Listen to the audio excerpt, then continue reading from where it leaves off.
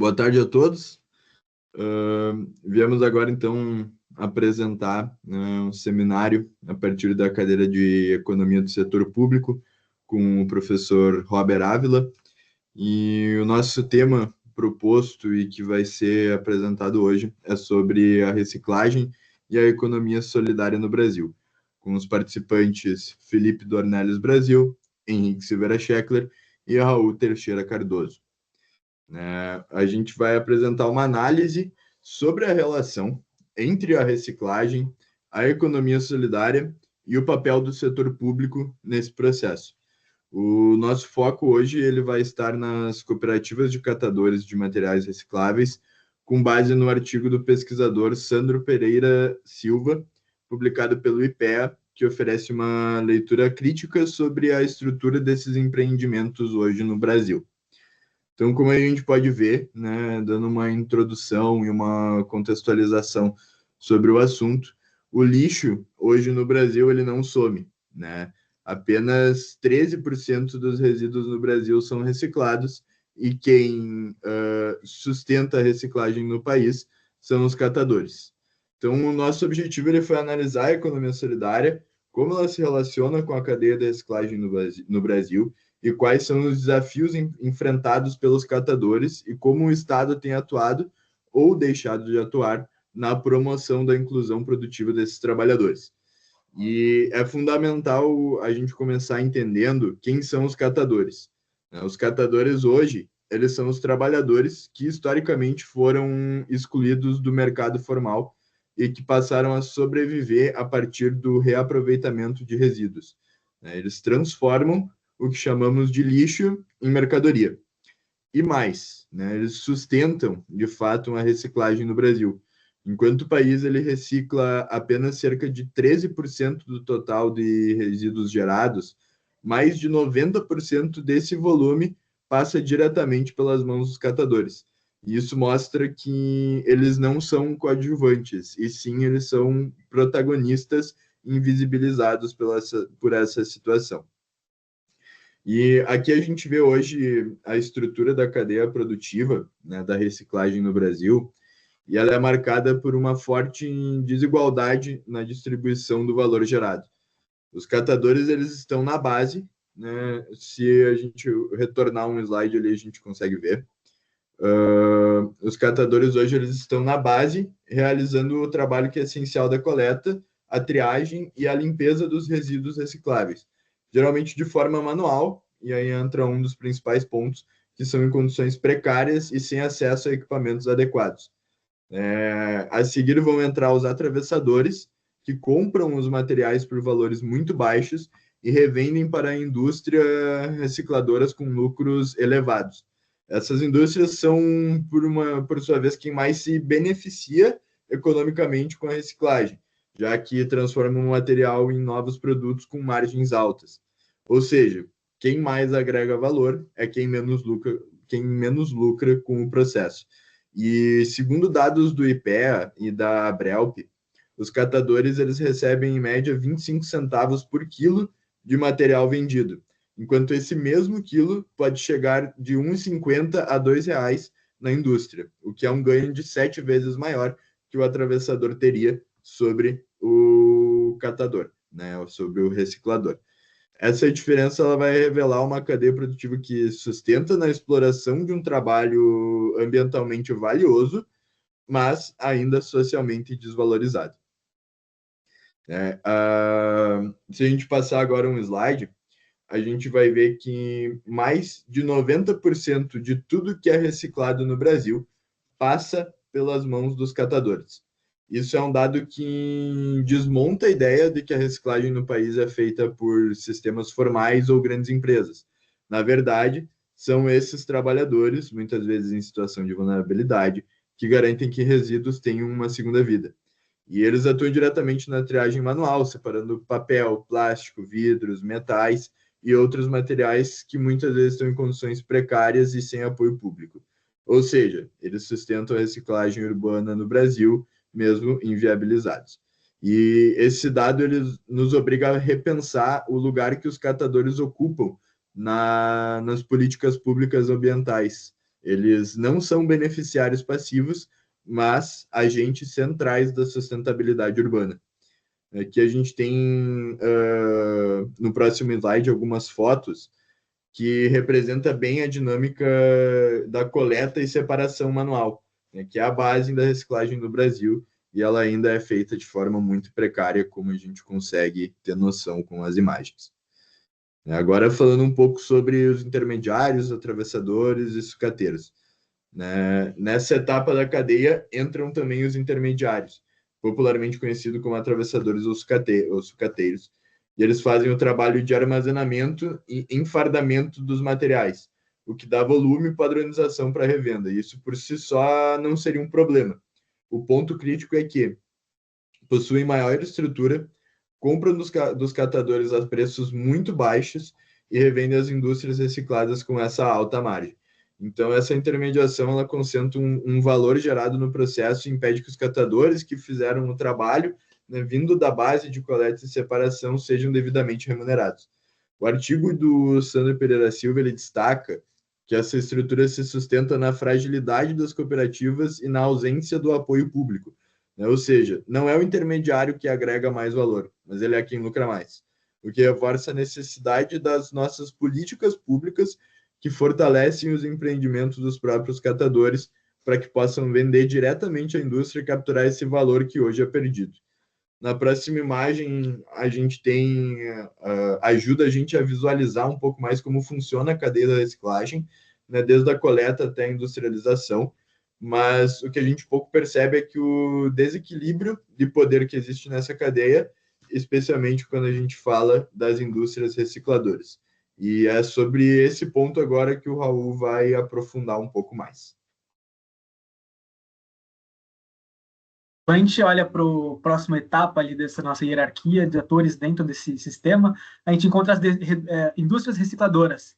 Então, são quem aí vai realizar esses processos, como a gente consegue enxergar na tela, como lavagem, trituração, derretimento, refino, todos esses processos mais industriais e químicos também, que envolvem a transformação do material ali reciclado para que ele retorne ao processo produtivo. Né? Então, assim, vamos ter ali matéria-prima secundária, como bobinas, pallets, blocos, outras coisas. O que é importante da gente comentar aqui? Elas concentram o poder econômico, ou seja, eles transformam ali o resíduo em matéria-prima secundária, só que de maneira com um cenário de altíssima concentração, tanto geográfica quanto econômica, sobretudo ali no sul e no sudeste do país. Então, a sua atuação ela possui três características, que é justamente esse poder de monopsônio que ela exerce, né? Então, assim, o primeiro deles são os poucos compradores frente a muitos vendedores, né, que são os catadores e sucateiros. E isso configura um poder de definição de padrões de qualidade e de volume, ou seja, quem não atinge os requisitos técnicos ou logísticos fica à margem do mercado. Né? E o terceiro ponto, aí a gente percebe que existe sensibilidade às oscilações internacionais, ou seja, o preço dos recicláveis varia de acordo com o dólar, petróleo, mercado de commodities, e, sobretudo, aí é o que vai afetar a produção da indústria recicladora no ponto final. Né? Então, assim, essa dinâmica, ela transfere para os catadores a maior parte dos riscos econômicos do setor. É uma atividade totalmente predatória, né?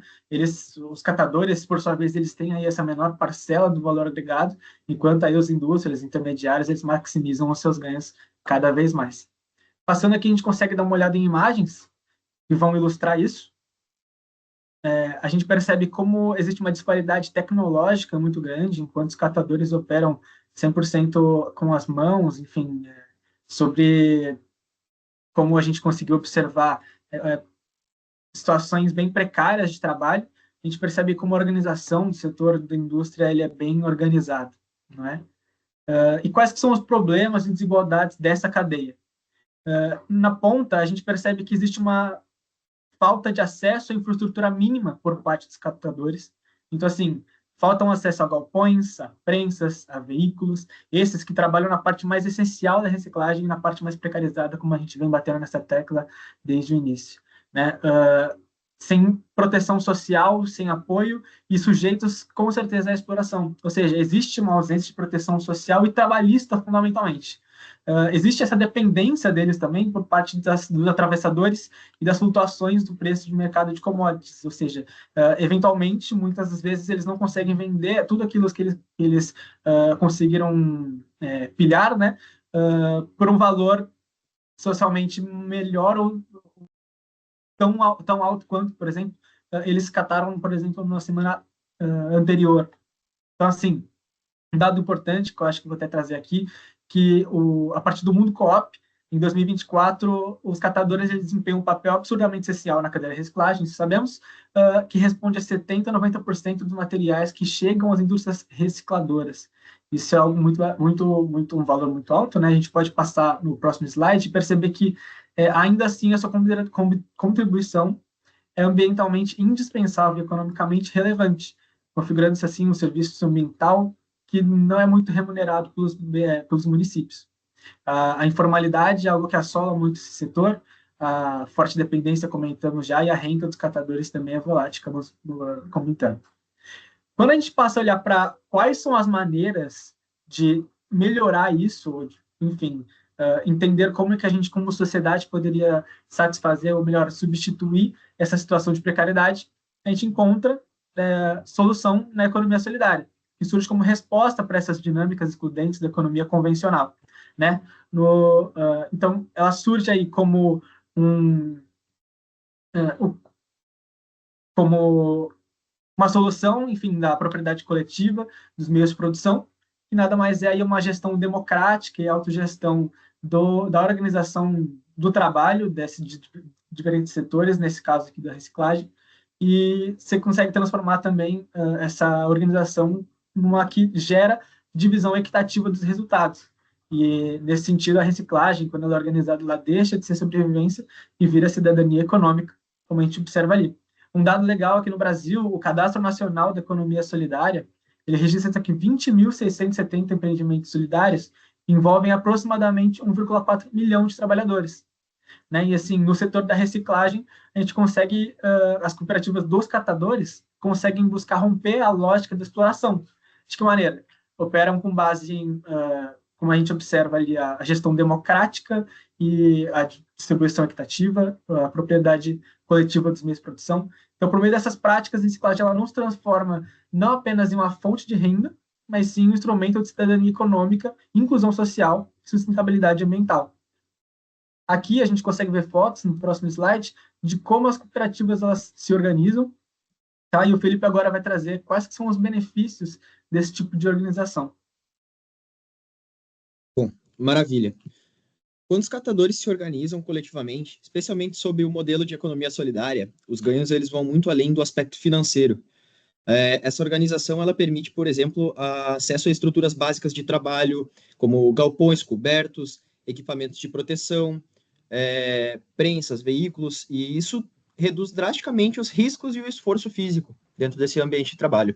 Bom, também ela rompe com a dependência dos atravessadores, que historicamente eles já exploram esses trabalhadores pagando preços muito baixos e muito abaixo do preço justo. Com isso, as cooperativas elas passam a ter mais poder de negociação, inclusive podendo também vender diretamente para a indústria recicladora e reter a maior parte desse valor agregado. O coletivo ele traz a segurança, a economia ela permite, ele traz mais segurança econômica, ao permitir uma renda mais estável um maior apelo social e fortalecer esses vínculos de apoio com melhores condições de higiene, por exemplo.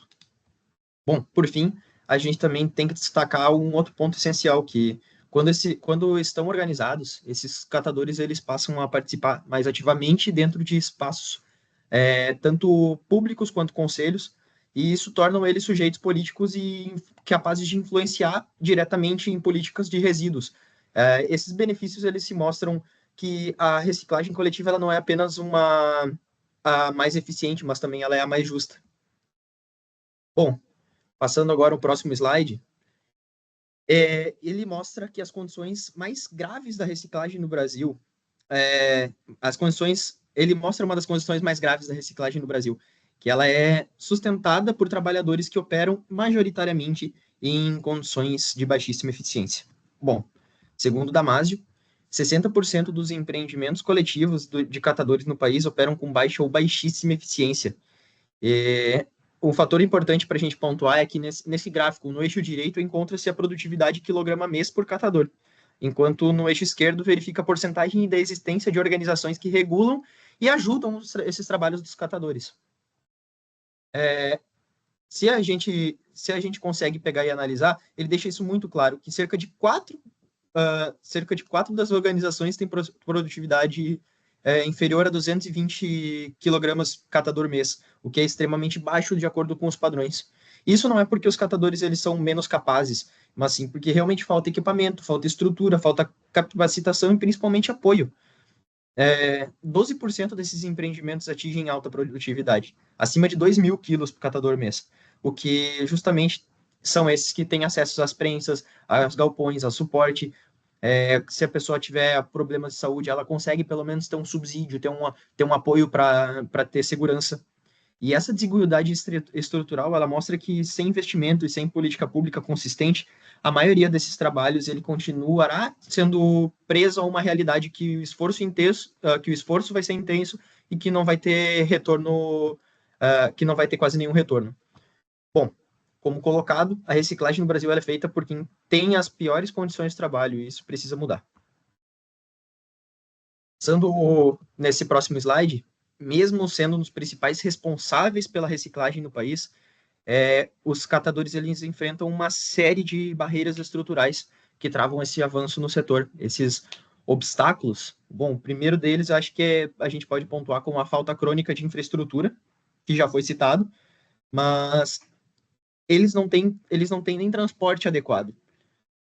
Isso daí é um grande fator para a redução de produtividade, com as pessoas carregando grandes pallets na rua, fazendo um esforço intenso, trabalhando durante dia de sol, dia de chuva e sem apoio nenhum. Outro ponto é o acesso ao crédito, que a gente não pontuou antes, mas ele é muito importante da gente adicionar, que mostra que 82% dessas cooperativas sequer buscam financiamento para melhorar a qualidade desses catadores, muitas vezes por falta de informação e a ausência de garantias formais. Eles têm muito mais medo da burocracia e acreditam que não vão ter acesso a essas coisas. Há uma alta rotatividade de membros também dentro desse setor, tanto de trabalhadores quanto também de direção, pessoas que vão apoiar o trabalho do catador.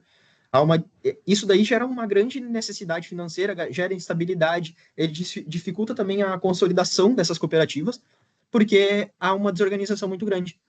Bom, também a dependência dos atravessadores, ela persiste, por causa desses problemas, ela ainda se persiste, né? Sem a escala, sem uma rede, muitos grupos, eles vendem realmente abaixo, vendem baixo, vendem barato, perdem grande parte do valor que produzem, mas apenas eles verificam essa como a única opção.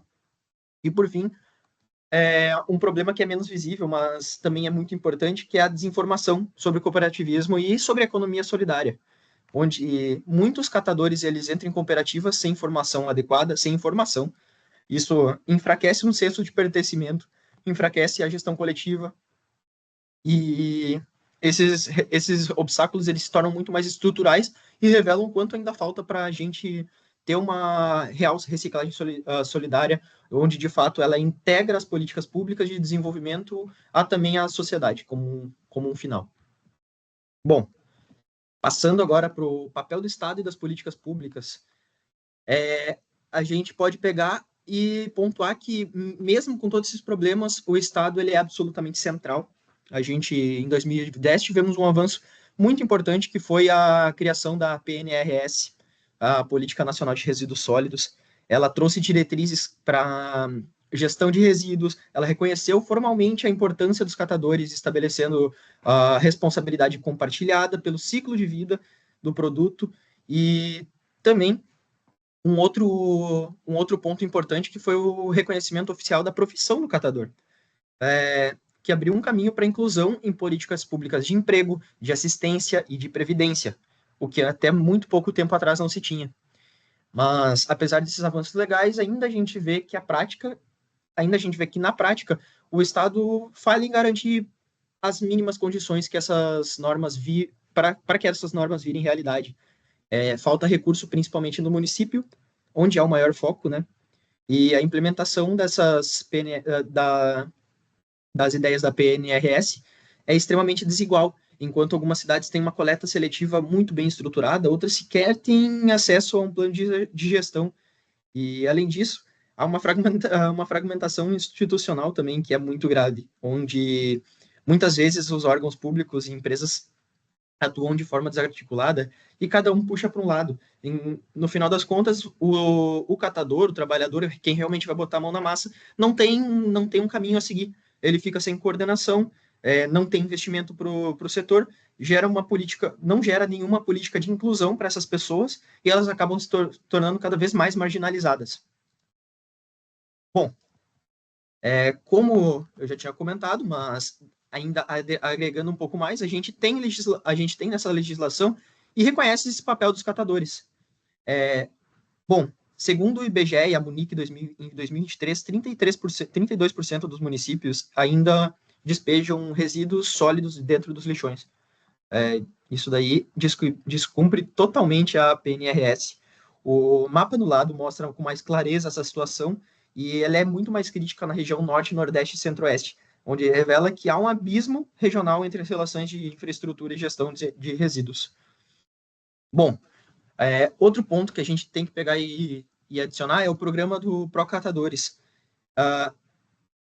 Ele oferece a capacitação e apoio técnico, mas tem um alcance ainda muito limitado. Hoje o programa Procatadores ele voltou com esse último governo Lula e está tendo resultados, pelo que se fala, mas se fala muito no ambiente informal, a gente procurando por dados reais, dados do governo, ou algum artigo que enfatize sobre, ainda tem uma falta muito grande de informação.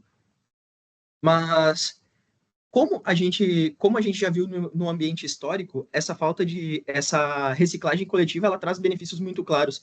E mesmo com essas barreiras estruturais profundas, se a gente pegar e ter um objetivo claro e com o investimento do governo, a gente tem uma proposta muito boa para ter melhorias, isso até mesmo em curto prazo. Bom, passando um pouquinho mais para frente, a gente tem que olhar os caminhos para fortalecer essa reciclagem dos catadores.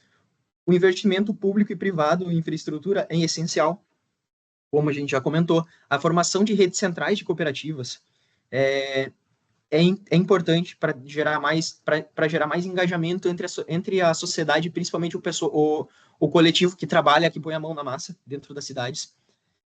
As parcerias público-privadas, elas são muito essenciais, elas são uma das melhores oportunidades que a gente tem, principalmente para o curto prazo, onde incentiva a logística reversa justa, ela desburocratiza esse acesso a crédito e financiamento específico, e ela também gera uma valorização social e simbólica dos catadores como agentes ambientais, que, no final das contas, é essencial para a gente pegar e incentivar melhores políticas públicas, tratando eles como esses agentes. Agora eu vou passar para o Raul, dar sequência sobre a reciclagem, onde não existe os catadores, onde ela não existe sem os catadores. Acho que, de maneira geral, a gente consegue contextualizar e, depois de entender tudo que a gente trouxe aqui, dos atores desse sistema, de como o papel do Estado ele é influente e impactante, mas muitas vezes ele acaba sendo até, às vezes, negligente com relação a esse sistema, e como a gente percebe que existe muita margem para melhorar, ainda que no passado recente a gente consiga perceber uma mudança, um direcionamento de atenção em relação a isso. O que a gente precisa compreender disso tudo é que esse cenário ele expressa de maneira bem nítida as contradições de desenvolvimento desse desenvolvimento econômico bem periférico, onde o trabalho que é mais essencial é aquele que gera mais externalidades ambientais positivas, é também o mais precarizado e invisibilizado. Ou seja, né, a reciclagem, ela, quando é articulada aos princípios da economia solidária, ela não é apenas mais uma alternativa econômica, mas ela é uma alternativa estratégica de desenvolvimento sustentável, de geração de trabalho digno e de reorganização social e econômica das cidades. Tá? Então, assim, portanto, fortalecer os catadores, suas cooperativas e redes não é uma opção moral, é uma necessidade econômica, social e ambiental para qualquer projeto de sério de sustentabilidade no Brasil. Muito obrigado por você que nos assistiu até aqui.